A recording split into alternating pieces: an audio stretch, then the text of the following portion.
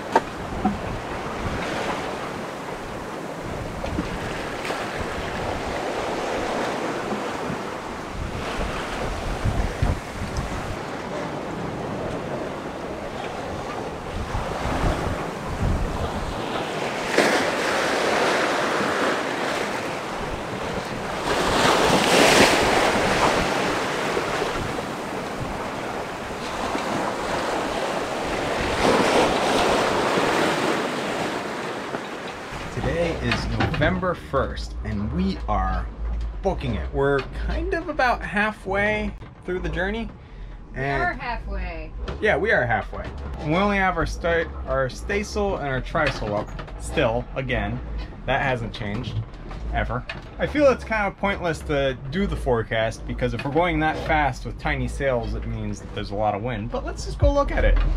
I see quite often hidden paths of white dry tears. Who else had to live that? We never know. We slaughtered and suffer alone. We never ask ourselves.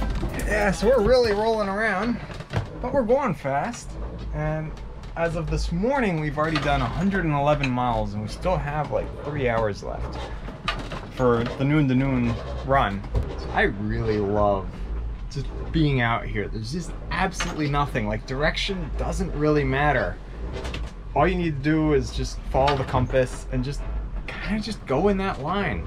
And that's it. It's like just so low stress and just love it. It's just, nothing in the world matters because the only things that can affect you are the wind and the seas. And as long as you're prepared and ready for them, you're untouchable. You're just out here living your life completely by yourself, like just all for you. There's just no outside influence. It's just a very introspective place to be. We hardly try to understand our thoughts. That day has come, and I'm still so scared. So scared of fears of mine. It's an overload, overload, overload, overload, overload. Fears of mine. It's an overload, overload,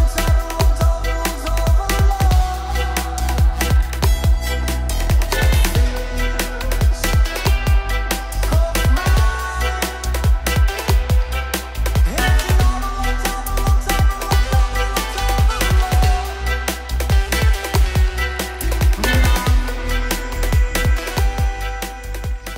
Well, I was outside for a while. I always try to spend at least a few hours outside, but it's so salty out there and the spray just keeps coming in, so I got a bit tired of it and now I'm inside.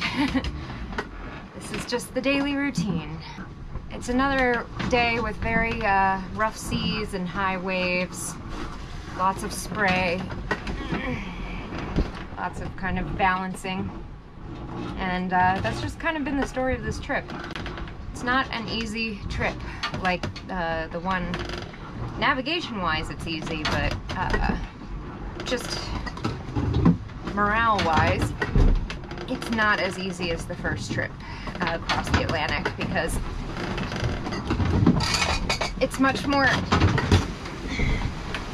difficult to appreciate the beauty when you're pitching around all the time. Today does mark an important day in our journey. We have reached the halfway point.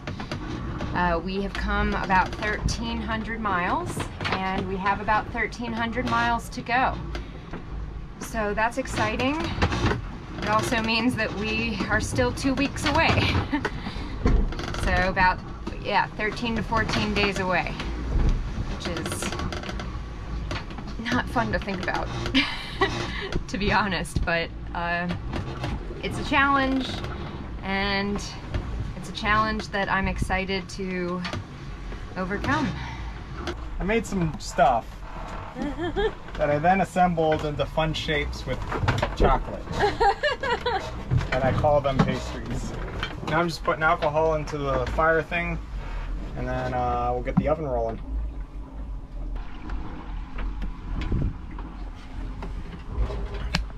So those are baking and looking delicious. And the chocolate and raisin logs I made are just cooling. Oh my gosh, it rose so much.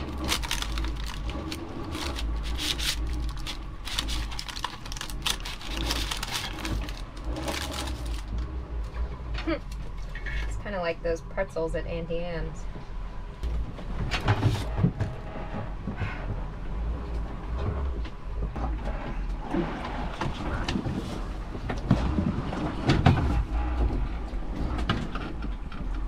This is always fun because I don't have a baking sheet.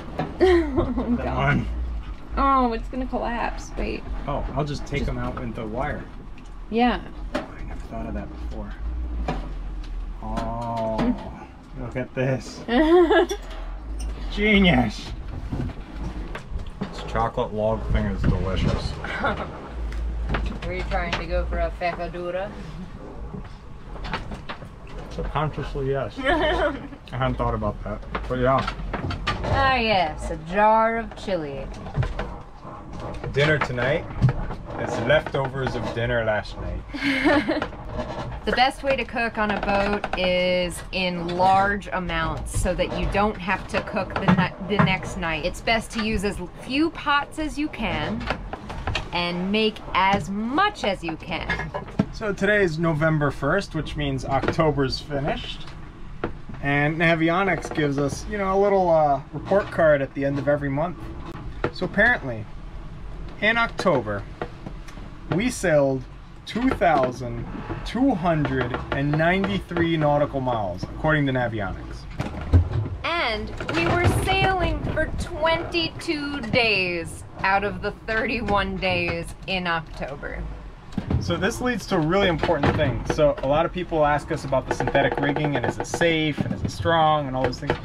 Here's the big thing. Steel rigging is 10-year replacement or 10,000 mile replacement. So technically in October, if we had steel rigging, we would have used up a fifth of our usable life of our rigging in that 1 month. And our current rigging has about 12,000 miles on it, which means we would have needed to have re-rigged even though we've only been sailing for 3 years. So that's a fun little tidbit with synthetic.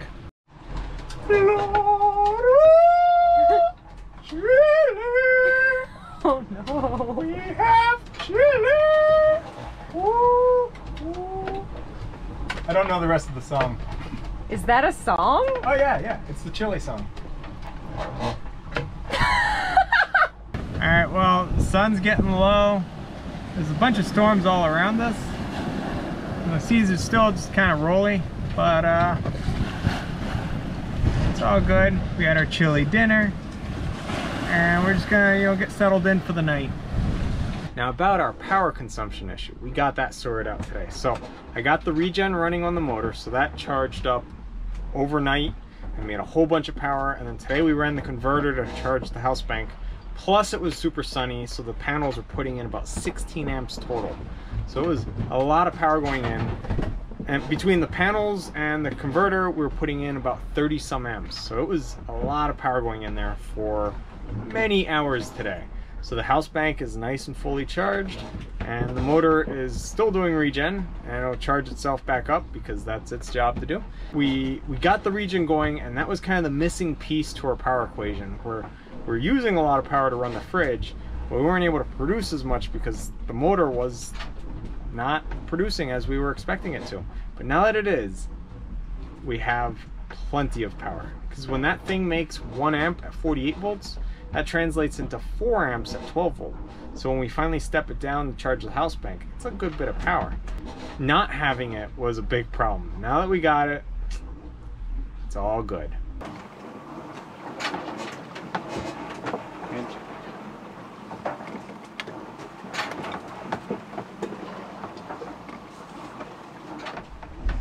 Okay, so today at noon, I was busy making chocolate pastries, and I totally missed noon to do the noon sight with the sextant to figure out where we are. I kind of just advanced our position because we've been heading west, so just more west. So that puts us by dead reckoning at about 9 degrees 30 minutes north, 38 degrees 40 minutes west, which on our big map where you have Africa and South America, about here, so a little bit past the middle.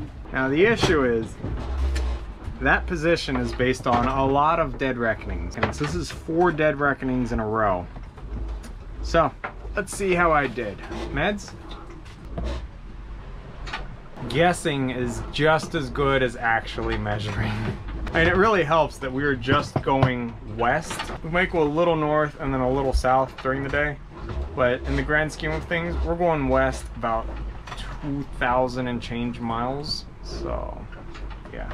Okay, so hopefully tomorrow I remember to get our noon sight. Now a trick that I do so that way I don't miss our noon sight, even though it has obviously failed multiple times, is I take where we are and then I do a dead reckoning out to where we're gonna be tomorrow roughly around noon, because I always do my sights at noon, and I figure out what time that longitude is gonna have its local apparent noon. So pretty much, at what time will the sun be directly overhead? So I set an alarm on my phone for about 10 minutes before. That way I can stop whatever I'm doing, go get the sextant, do the noon sight, figure out where we are, and then I can keep going with whatever I was doing. Problem is, when I'm just having so much fun making pastries, I just totally forget about alarms. Okay, so tomorrow, if we keep moving at about 100 miles a day, tomorrow we should be roughly at 40 degrees 30 minutes west. Now how I figure this out is I just take the calipers and just advance our position by 100 miles on the paper and figure out where that's going to be. Now to figure out what time that would be for noon, at that position is roughly 2:48 p.m. UTC or Greenwich Mean Time. So what this means, here is roughly 0 degrees. The sun moves over the earth and it does 1 full revolution in 24 hours. So that means that in 24 hours, the sun goes 360 degrees around the earth. So 360 divided by 24 gives you 15. So that means every hour, the sun moves 15 degrees of longitude around the earth. At noon UTC, the sun is at 0. At 1 p.m. UTC, the sun is at 15. At 2 p.m., the sun is at 30. At 3 p.m., the sun is at 45. So you can just calculate what time is the sun going to be at that longitude. And that's it. So you figure out, you have a rough idea of when you should look through your sextant, and then around that time you start shooting it with the sextant. And you just measure the angle until you get the highest reading, and that is the highest point the sun is in the sky, which is your local noon. And then from there you do some more math, and then you figure out the difference.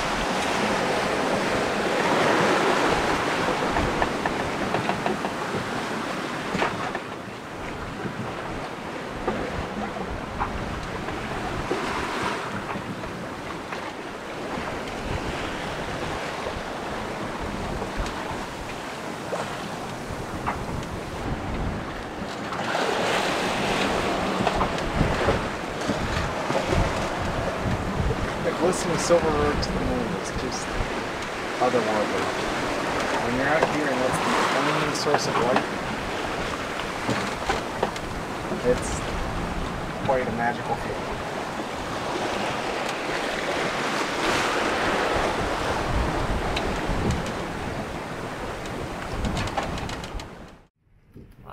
it's amazing how the sky can change so much about how I feel about being out here.